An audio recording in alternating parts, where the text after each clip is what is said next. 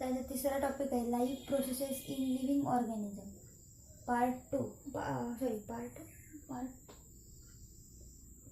Life process in living organism part 2. याच्यामध्ये तुम्हाला आपण मागच्या टॉपिकमध्ये काही लाईफ प्रोसेसेस बघितले, त्याच्यामध्ये सेल डिव्हिजन वगैरे बघितलं. आता आपल्याला वेगळ्या लाईफ प्रोसेसेस बघायचे. त्याच्यामध्ये पहिली प्रोसेसची आहे ती रिप्रोडक्शन. सो रिप्रोडक्शन म्हणजे काय, तर reproduction the formation of new organism of same species from pre existing species. म्हणजे रिप्रोडक्शन म्हणजे माहिती आहे एका स्पेसिसपासून दुसरी सेम स्पेसिस तयार होणे, म्हणजेच न्यू ऑर्गॅनिझम तयार होणे सेम स्पेसिसपासून. सो त्या प्रोसेसला काय म्हणतो आपण रिप्रोडक्शन म्हणतो. सो रिप्रोडक्शनचे दोन टाईप आहे, एक असेक्शुअल रिप्रोडक्शन आणि दुसरा सेक्शुअल रिप्रोडक्शन.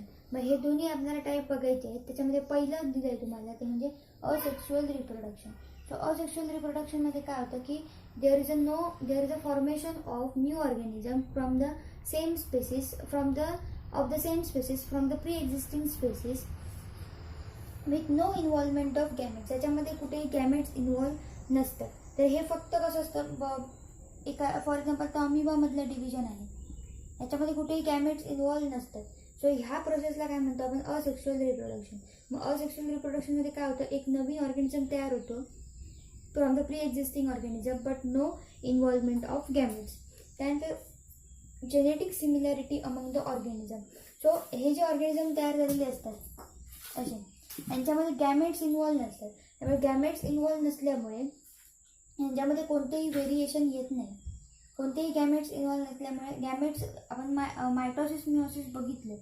सो ज्या प्रोसेसमध्ये मिओसिस असतं त्या प्रोसेसमध्येच काय येतो, जेनेटिक व्हेरिएबिलिटी येते. Genetic variability. सो पण ह्या प्रोसेसमध्ये बघा पुढे it is uniparental reproduction and it occurs by mitotic cell division. म्हणजे ह्या प्रोसेसमध्ये म्हणजे असेक्शुअल रिप्रोडक्शनमध्ये मायटोसिस प्रोसेस होते आणि मायटोसिस प्रोसेस होत असल्यामुळे ह्याच्यामध्ये कुठेही जेनेटिक व्हेरिएबिलिटी येत नाही. यांच्यामध्ये सगळ्यांमध्ये जेनेटिक सिमिलॅरिटी असतात. म्हणजे फॉर एक्झाम्पल एका अमिबापासून तो दुसरा अमिबा तयार होणार, दोन अमिबा तयार होणार, यांची पण काय असणार आहे कॅरेक्टर्स ह्या पहिल्या अमिबासारखीच असणार आहे, जेनेटिकली ॲज वेल ॲज फिजिकल कॅरेक्टर्स, सगळे कॅरेक्टर्स. त्यामुळे यांच्यामध्ये कुठेही काय नसतं, जेनेटिक सिमिलॅरिटी जेनेटिक व्हेरिएबिलिटी नसते, तर genetic similarity among organism. That it is a uniparental reproduction म्हणजे only one parent is involve. याच्यामध्ये दोन पॅरेंट्स इन्व्हॉल्व नसतात, फक्त एकच पॅरेंट इन्व्हॉल्व असतो. That's uni stands for single आणि पॅरेंटल स्टँड्स फॉर पॅरेंट. म्हणजे it is uniparental reproduction and it is occur by mitotic cell division. त्यानंतर नो जेनेटिक रिकॉम्बिनेशन. आता इथे मायटोसिस आहे, जेनेटिक रिकॉम्बिनेशन कुठे होत होतं, मिओसिसमध्ये होत होतं जेनेटिक रिकॉम्बिनेशन ही प्रोसेस. बट हिअर मायटोसिसमध्ये जेनेटिक रिकॉम्बिनेशन होत नाही, त्यामुळे no genetic recombination is a drawback. आणि जेनेटिक रिकॉम्बिनेशन नसल्यामुळे याच्यामध्ये जेनेटिक सिमिलॅरिटी येते. आणि while fast process is advantage of this process. म्हणजे ही फास्ट प्रोसेस आहे as compare to sexual reproduction आणि याच्यामध्ये जेनेटिक रिकॉम्बिनेशन होत नाही. सो त्याचा ड्रॉबॅक आहे. त्यानंतर तुम्हाला बघायचं आहे asexual reproduction in different organism. त्यानंतर asexual reproduction in unicellular organisms. मग युनिसेल्युलर ऑर्गॅनिझममध्ये असेक्शुअल रिप्रोडक्शन कसं होतं किंवा रिप्रोडक्शन कसं होतं युनिसेल्युलर ऑर्गॅनिझममध्ये. त्याच्यामध्ये पहिला टाईप दिला आहे तुम्हाला म्हणजे बायनरी फ्युजन. हे तुम्ही 9वीत वगैरे बघितले असेल बायनरी फ्युजनबद्दल. सो बायनरी फ्युजन कोणाकोणामध्ये होतं तर ते प्रोकॅरियोट्समध्ये होतं, ज्या की प्रोकॅरियोटिक सेल आहे म्हणजे बॅक्टेरिया वगैरे. प्रोटिस्टा म्हणजे अमिबा, पॅरामेशियम, युग्निला हे प्रोटिस्टा आहेत. आणि युकॅरियोटिक सेल ऑर्गॅनिझम म्हणजे मायटोकॉन्ड्रिया किंवा क्लोरोप्लास्ट यांसारख्या सेल ऑर्गॅनिझममध्ये म्हणजे ह्या 3 कॅटेगरीमध्ये जनरली काय होतं, बायनरी फ्युजनने डिव्हिजन होतं आणि एका सेलपासून 2 वेगवेगळ्या सेल्स तयार होतात. सो ह्याच्यामध्ये कोणती प्रोसेस होते, मायटोसिस होते किंवा मायटोसिस होते. आता मायटोसिस आपण बघितलं, मायटोसिसमध्ये काय होते, अमायटोसिस ही वेगळी प्रोसेस असते. अमायटोसिस ही स्पेशली कशामध्ये होते तर स्पेशली अमिबा लाईक ऑर्गॅनिझममध्ये होते. अमायटोसिस ही थोडी वेगळी. अमायटोसिसमध्ये मायटोसिस सारखे स्टेजेस नसतात, म्हणजे प्रोफेज, मेटाफेज, ॲनाफेज, टिलोफेज अशा स्टेजेस नसतात अमायटोसिस प्रोसेसमध्ये. वेरॅज मायटोसिस प्रोसेसमध्ये स्टेप वाईज प्रोसेस असते, पण ह्याच्यामध्ये तशी नाही. ह्याच्यामध्ये हा एकच डिफरन्स आहे मायटोसिस. मग हे डिव्हिजन जे आहे ते मायटोसिस, ह्याच्यामध्ये मायटोसिस होऊ शकतं किंवा अमायटोसिस होऊ शकतं. आणि ॲक्सिस ऑफ डिव्हिजन म्हणजे आता फॉर एक्झाम्पल इथे बघा सिम्पल बायनरी फ्युजन आहे हे अमिबामधलं. So this is a parental amoeba. या पेरेंटल अमिबामध्ये इथे इथे काय होते, कन्स्ट्रिक्शन तयार होते इथे आणि इथे.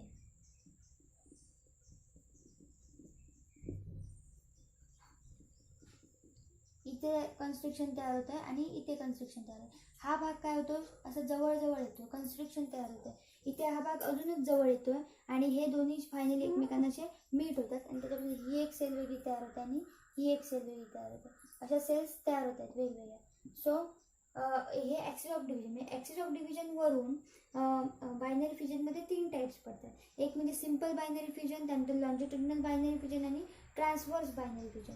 सो आपण बघूया हे सिम्पल बायनरी फ्युजनमध्ये काय होतं बघा. सिम्पल बायनरी फ्युजनमध्ये कुठूनही ॲक्सिस ऑफ डिव्हिजन तयार होऊ शकतो, म्हणजे वेदर हा अमिबा असा डिवाइड होऊ शकतो, ह्या साईडने डिवाइड होतो, ह्या साईडने डिवाइड होऊ, कसाही डिवाइड होऊ शकतो. कारण अमिबामध्ये कोणताही पर्टिक्युलर शेप अमिबाला नाही आहे. त्यामुळे शेप नसल्यामुळे ॲक्सिस ऑफ डिव्हिजन कुठूनही तयार होऊ शकतो आणि सेल्स डिवाइड होऊ शकतो. आणि त्याच्यापासून काय मिळाले, इथे आपल्याला 2 डॉटर अमिबा मिळाले. त्यानंतर ॲक्सिस ऑफ डिव्हिजनवरून हे झालं simple binary fusion which is occur in amoeba. त्यानंतर ट्रान्सव्हर्स बायनरी फ्युजन.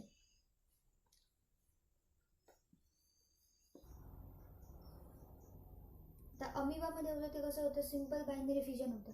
आता पॅरामेशियममध्ये जे होतं ते म्हणजे ट्रान्सव्हर्स बायनरी फ्युजन. तर पॅरामेशियममध्ये बघा, हा पेरेंट पॅरामेशियम आहे आणि हे डॉटर पॅरामेशियम आहे. तर ह्यांच्यामध्ये पण बायनरी फ्युजनच होते, पण ह्याच्यामध्ये ह्याचा पर्टिक्युलर शेप आहे पॅरामेशियमचा. म्हणजे आपण म्हणतो चप्पल सारखा शेप आहे, थोडासा चेंज झाला इथे, मग समजून घ्या. सो पॅरामेशियमला फिक्स शेप आहे इथे. त्यामुळे पॅरामेशियमचा शेप असल्यामुळे ह्याच्यामध्ये एक ट्रान्सव्हर्स बायनरी डिव्हिजन होतं. ट्रान्सव्हर्स बायनरी डिव्हिजन म्हणजे काय, जो ॲक्सिस ऑफ डिव्हिजन आहे तो इथून आहे बघा. दिस इज ॲक्सिस ऑफ डिव्हिजन. ह्याला काय म्हणतात, ॲक्सिस ऑफ डिव्हिजन.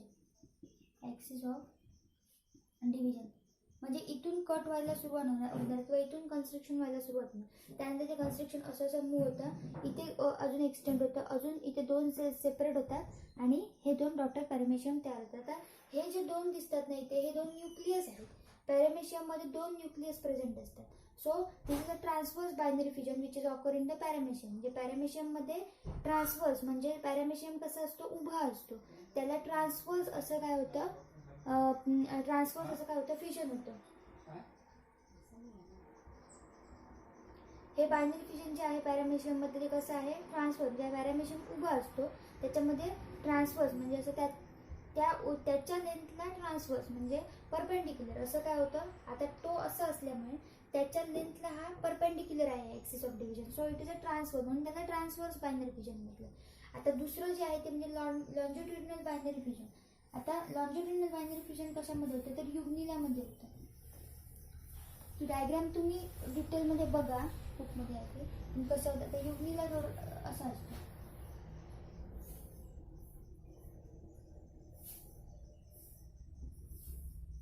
असं आहे युग्निला साधारण बुकमध्ये.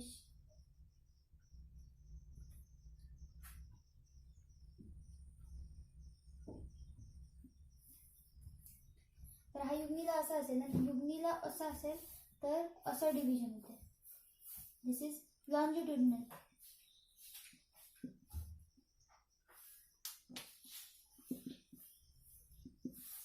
Longitudinal binary fusion. Longitudinal binary fusion म्हणजे काय, असं उभा कट होतोय किंवा उभा ॲक्सिस ऑफ डिव्हिजन तयार होतोय आणि ह्याच्यापासून नंतर 2 सेल्स तयार होत आहेत वेगळं. आणि पॅरामेशियम मध्ये कसा कट होत होता, असा कट होत होता. म्हणजे पॅरामेशियम जरी असा असेल तरी असा कट होतो. So it is called as a transverse binary fusion. ह्याला काय म्हणत होतो आपण, ट्रान्सव्हर्स बायनरी फ्युजन. अशा फक्त त्यांनी ॲक्सिस ऑफ डिव्हिजनवरून 2 ह्यांचे पार्ट केलेले आहेत, ट्रान्सव्हर्स बायनरी फ्युजन आणि longitudinal binary fusion. Whereas in amoeba simple binary fusion is of course. की मगाशी आपण काय बघितलं, बायनरी फ्युजन बघितलं. त्यानंतर दुसरा जो टाईप आहे तो म्हणजे बायनरी फ्युजन. का म्हणत होतं, बायनरी म्हणजे एका सेलपासून 2च सेल तयार होत होते. but here we will going to deal with the or we will going to study with the multiple fission. So what is meant by multiple fission? So multiple fission is occurs in case of protista, as like amoeba and amoeba सारखे जे similar protist आहेत, for example paramecium, युग्निला, amoeba, हे काय करतात तर multiple fission करतात. पण generally अमिबामध्ये दाखवलं जातं मल्टिपल फिशन. सो मल्टिपल फिशनमध्ये काय होतं बघा, पहिला जो अमिबा असतो ना तो कसा असतो, फ्रीली मोटाईल वगैरे असतो, याच्यामध्ये सुडोपोडी असते, हे तुम्हाला माहीत असतील. हे जे आहेत अमिबाचे ते काय आहेत, सुडोपोडी. सुडोपोडी हे अमिबाची सुडोपोडी आहे. सो हे जे सुडोपोडी आहेत हे पहिल्यांदा त्याच्यामध्ये असतं, म्हणजे सुडोपोडी या फॉर्म केलेला असतो अमिबाने, आणि हे अमिबा मूव्ह होत असतात सगळीकडे for the searching of food, म्हणजे फूडच्या सर्चिंगसाठी किंवा फूड मिळवण्यासाठी हे अमिबा कसे असतात, मोटाईल असतात, म्हणजे ते इकडे तिकडे फिरत असतात आणि फूड ॲक्वायर करत असतात. सो मल्टिपल फिजन जे असतं ते मल्टिपल फिजनमध्ये काय होतं की अमिबा पहिलं जर ॲडव्हर्स कंडिशन आली, आई मग सांग केवढा मोठा निघता, थोडासा आलो बस.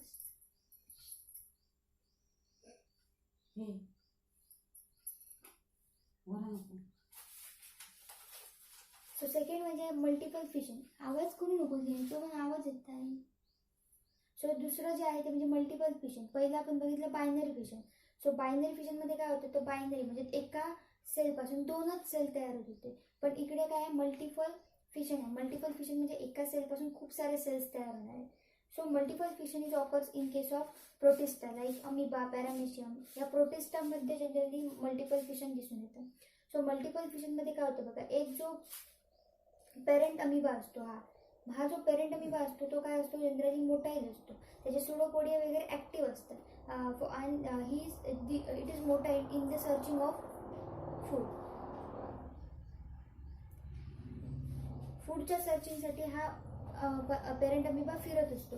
पण काय होतं की ज्यावेळी ॲडव्हर्स कंडिशन येतात, इन द ॲडव्हर्स कंडिशन म्हणजे ज्यावेळी फूड सोर्स अवेलेबल नसणार या अमिबाला, त्यावेळी काय बघा, ज्यावेळी ॲडव्हर्स कंडिशन्स येतील त्यावेळी ड्युरिंग दिस ॲडव्हर्स कंडिशन त्यांना काही ज्यावेळी फूड अवेलेबल नसेल त्यावेळी हा काय करतो, एक हे त्याचे सुडोपोडिया जे असतात ते सुडोपोडिया तो आता सुडोपोडिया फॉर्म करत नाही.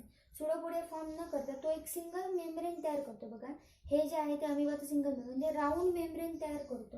ह्याचे हे सुडोपोडिया असे असतात ना, हे तो सुडोपोडिया आता फॉर्म करणार नाही, आता तो असा राऊंड एक स्ट्रक्चर तयार करणार, आणि राऊंड स्ट्रक्चर तयार करून हे जे आहे ते अमिबाचा प्लाझ्मा मेम्ब्रेन आहे, आणि ह्या प्लाझ्मा मेम्ब्रेन भोवती तो एक टफ कवरिंग तयार करतो, एकदम प्रोटेक्टिव्ह टफ कवरिंग.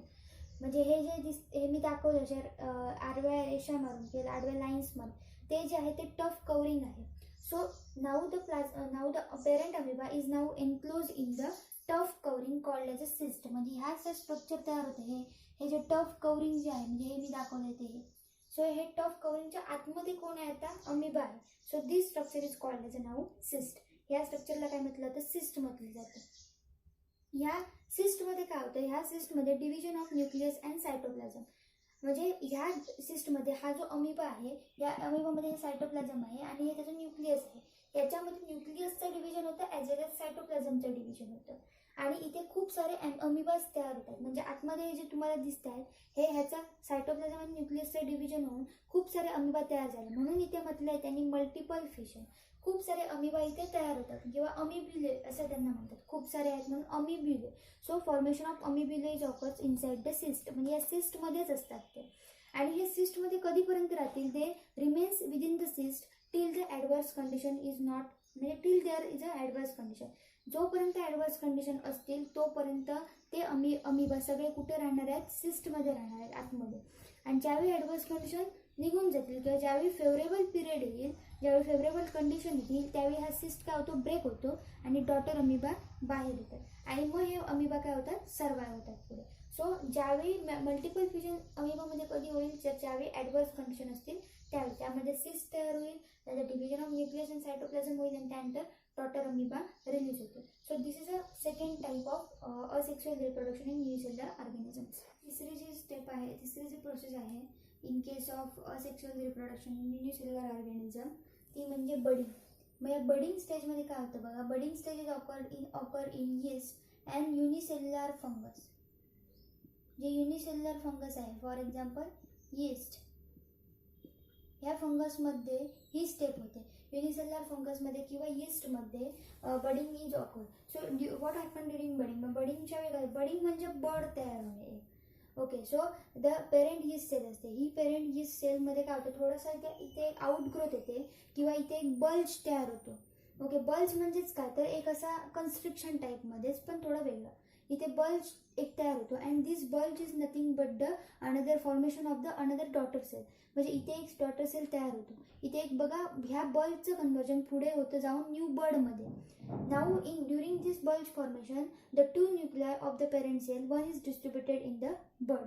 म्हणजे हे जे 2 न्यूक्लियाय असतात पेरेंट सेलमध्ये आधी तयार झालेले असतात, पेरेंट सेलमध्ये 2 न्यूक्लियाय, त्याच्यातले एक न्यूक्लियाय काय होतो आता बल्जमध्ये एंटर होतो. So this bulge is now leads to the formation of the new bud. म्हणजे आता इथे काय होतं, ह्या बल्ज पासून एक न्यू बर्ड तयार होतो, ज्या बर्डमध्ये काय झालं तर न्यूक्लियाय डिस्ट्रीब्यूट केलेले आहेत. आणि न्यूक्लियाय डिस्ट्रीब्यूट केल्यामुळे सफिशियंट ग्रोथ झाली ह्या बर्डची. जोपर्यंत ह्या बर्ड म्हणजे काही ही एक नवीन सेल तयार झालेली आहे, daughter sale.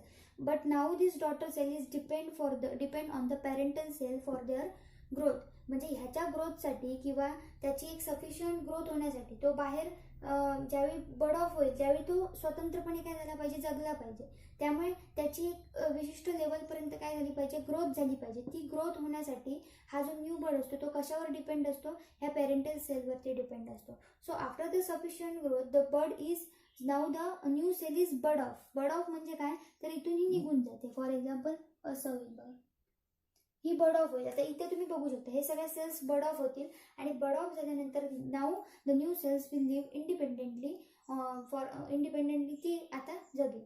So this is how the budding is occur. So budding कशामध्ये होतं, पेरेंट यीस्ट सेल्समध्ये होतं किंवा युनिसेलर फंगसमध्ये होतं. त्याच्यामध्ये बल्ज तयार होतो, न्यूक्लियाय डिस्ट्रीब्यूट होतात आणि त्यानंतर नवीन सेल काय होते, ग्रोथसाठी ती कशावर अवलंबून असते, पेरेंटल सेलवरती अवलंबून असते. आणि सफिशियंट ग्रोथ झाल्यानंतर ती काय होते, बर्ड ऑफ होते. And now the daughter yeast live independently. This is the budding process. त्यामुळे आतापर्यंत आपण असेक्सुअल रिप्रोडक्शन इन युनिसेल्युलर ऑर्गॅनिझममध्ये आपण 3 स्टेजेस बघितले, 3 प्रोसेस बघितल्या बघा. कोणकोणत्या प्रोसेस बघितल्या. So first one is a binary fission.